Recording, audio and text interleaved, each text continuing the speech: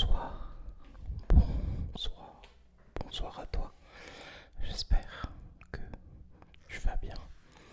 On se retrouve aujourd'hui dans une vidéo duel de couteau. Alors, avant de commencer cette vidéo, je tenais à te dire merci pour cette fidélité. Parce que la chaîne a bientôt plus de 9 ans et elle marche toujours autant. Donc merci, mille merci à toi d'être abonné, de visionner, de commenter, de partager, de liker, liker la vidéo. Alors, ce soir, je reviens comme tu as pu le voir dans le titre, avec un duel de couteaux. J'ai pris deux couteaux qui sont carrément accessibles à tout le monde pour moins de 20 €. Alors, pour ceux qui connaissent la chaîne, j'ai pris le fameux Kiana de chez Florinox. Super couteau, comme je l'ai dit, doit être à 18 € maintenant. Et j'ai pris le modèle de base de chez de chez Opinel. Et voilà. Alors, on va comparer ces deux couteaux, voir un peu les points positifs, les points négatifs. Peut-être que ça t'aiguillera dans tes choix au moment de l'achat, si tu souhaites en acheter un pour les vacances. Mais reste connecté, car pour les vacances, j'ai prévu encore d'autres couteaux. Alors, on va d'abord parler de l'Opinel. L'Opinel, couteau de la Savoie, couteau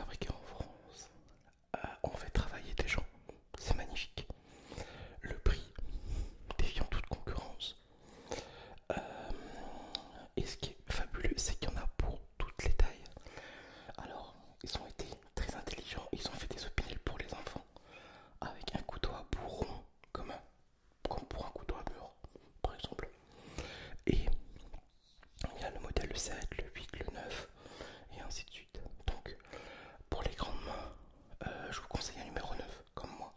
Celui-ci est un numéro 9. Voilà. Et très très bien adapté pour manger. Très très loin d'être agressif hein, pour le casse-croûte ou dans le fond de poche, pour ceux qui travaillent à la vigne ou dans le bâtiment ou bref. Ou pour le plaisir de l'avoir, comme moi. Voilà. Pour le Kiana. Pareil, couteau fabriqué en France, à Thiers plus précisément. C'est un couteau Kiana de marque Florinox. Donc là par contre, il n'y a pas de possibilité de taille. Voilà, c'est tous les mêmes. Parfois en fonction des saisons, le modèle ici, les dessins sont légèrement différents. Ce qui fait que ouais, il peut y avoir potentiellement une collection. Mais je préfère de loin collectionner cela pour les puristes. Voilà, c'est le couteau qui existe depuis presque 100 ans. Même plus que 100 ans, je dis pas de bêtises. Je suis pas spécialiste Opinel. Et bah, c'est un bout d'histoire quoi. Voilà, tout simplement. Ça, je crois que ça a été reconnu. Je vais dire une bêtise. Un truc labellisé dans l'histoire de France, bref, je sais plus. Et voilà. Ici, non, pas possibilité d'aucune de taille, c'est tous les mêmes. Et voilà, après ils sont élégants. Après au niveau du manche, toujours des couleurs flashy. Ça c'est génial, c'est quand on le perd en forêt. Pourquoi pas? Le point positif c'est qu'il y a toujours possibilité de passer une dragonne. Le prix est hyper compétitif. Moi quand je les ai achetés à l'époque, c'était 15 € quoi. 15 € pour un couteau français. Et ça, c'est le couteau une fois qui m'a étonné. Parce que j'ai intervenu sur un feu de poubelle. Il faut savoir que le plastique d'une poubelle est très très épais. Et ça l'a tranché. Ça a tranché, je vous jure, c'est vrai. Et ça m'a étonné. Du coup, ben, à l'époque, j'en avais encore un. Je l'ai vendu. Oui, ça, j'ai tout vendu en lot. Bref. Et du coup, je ne l'ai plus. Mais ça donne envie quand même de racheter un. Voilà. Hop. C'est tout. Alors maintenant, au niveau des inconvénients, je crois maintenant que vous connaissez tous l'inconvénient, c'est sur le Pinel, c'est le bois. Le bois parce que ben, si malheureusement, comme il s'est passé chez moi il n'y a pas longtemps, ma mère qui me met ça dans l'eau et qui le laisse tremper toute la nuit. Comment vous dire que le bois n'a pas beaucoup apprécié, d'accord? Lui, le bois n'est pas fait pour être trempé dans la flotte, tout simplement. Ce qui coule sur ce genre de modèle, c'est qu'on peut les modifier. Tu prends un gros couteau, type numéro 12, et voilà ce que t'en fais. T'en fais limite un petit cutter, voilà. Lame droite, toc, toc, pour couper, trancher. J'ai même du sauciflard, voilà. C'est génial. Il y a une très grosse communauté aussi qui s'achète énormément de couteaux au Pinel modifiés, même si cela reste interdit. Voilà, moi je peux rien.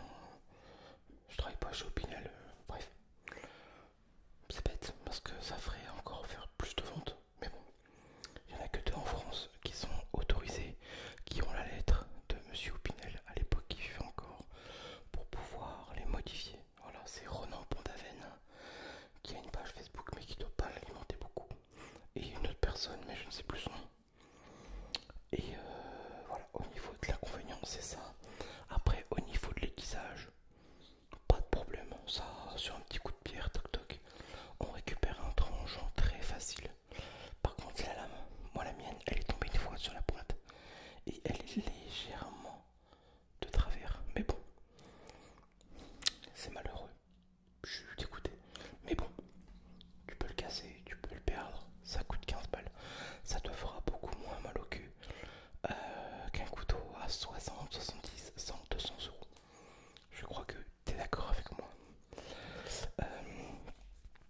Ici, sur le Florinox Kiana, le seul défaut qu'il pourrait y avoir, ce serait avoir un petit peu trop de jeu. Mais franchement, sur le ressort, comme tu peux voir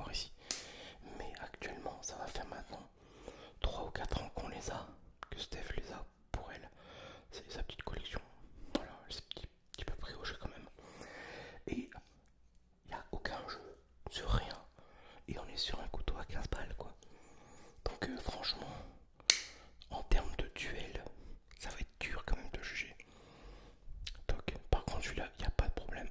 On peut le laisser tremper dans la flotte, il n'y a aucun problème. De temps en temps, un petit coup d'huile ici, au niveau de l'axe du pivot. Et puis c'est reparti quoi. Pareil pour le pinel, hein. Dans la virole, hop, un petit peu dans l'axe. Et puis voilà, c'est vraiment, c'est reparti. Donc c'est quand même, ils sont vraiment ces deux couteaux qui ont vraiment deux points forts. Pour en revenir au Florinox, hop, au niveau de la lame, c'est beaucoup plus épais, surtout sur le dos. Tu vois, et hop, ici. Donc on peut y aller travailler légèrement avec la pointe. Il y a beaucoup moins de risques qu'avec l'Opinel, qui lui a ici une sortie très fine. Si t'as le malheur de faire quelque chose avec la pointe, tu pourrais vite la casser. Voilà. Moi, petit retour d'expérience là-dessus, j'en ai parlé pour le Florinox. Au niveau de l'Opinel, limite, avant, j'ai toujours préféré des couteaux en laminox pour qu'elles restent intactes. Mais avec le temps, limite, je préfère un couteau avec une lame carbone. Pourquoi? Pas parce que ça vieillit, ça donne un charme. Et au moins ça montre à toi-même que tes couteaux, ben, tu les utilises. Voilà. Et c'est ce qui fait le charme quand tu tapes le casse-croûte quoi. Franchement. Moi avant j'étais obsédé de ça. J'avais ça, j'avais mon chiffon. D'ailleurs il vient tout à côté, bref tant pis. Et à chaque fois je le nettoyais. Même au fur et à mesure que je mangeais, je le nettoyais. Je dois être malade. Et maintenant je m'en fous. Voilà tout simplement. Ça c'est un couteau que j'avais à la poche quand j'étais dans mon ancienne mairie. J'avais acheté celui-là pour le midi, pour le sauciflard d'ailleurs. Il a bien servi.